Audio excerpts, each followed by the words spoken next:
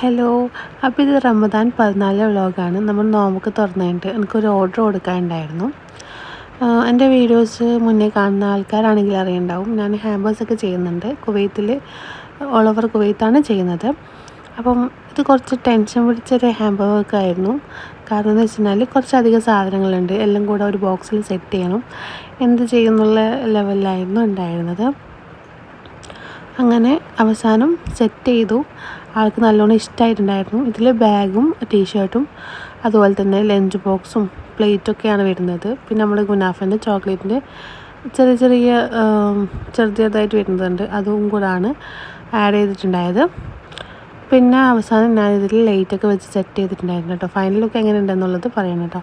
പിന്നെ ഫ്ലവറൊക്കെ വെച്ചിട്ട് സെറ്റ് ചെയ്തിട്ടുണ്ടായിരുന്നു.